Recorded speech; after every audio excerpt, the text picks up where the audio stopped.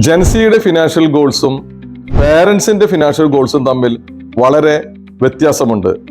പേരൻസിന്റെ financial goal അവർ save ചെയ്തുകൊണ്ടാണ് അത് നടപ്പിലാക്കാറ്. ഉദാഹരണം, അവരുടെ ഒരു വീട് പണിയുക, കുട്ടികളുടെ വിവാഹം, കുട്ടികളുടെ വിദ്യാഭ്യാസം, അവർ വാഹനം വാങ്ങിക്കുക. ഇതിനെ ട്രഡീഷണൽ മെത്തഡിലൂടെയാണ് അവർ സമ്പാദിച്ച് ആ കാര്യങ്ങൾ നിറവേറ്റാറുള്ളത്. എന്നാൽ തികച്ചും വ്യത്യസ്തമാണ് ജെൻസി.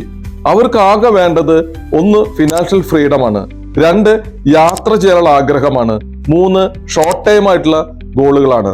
ഇതിന് ഏറ്റവും സൂട്ടബിൾ ആയിട്ടുള്ള ഒന്നാണ് മ്യൂച്വൽ ഫണ്ടിന്റെ SIP.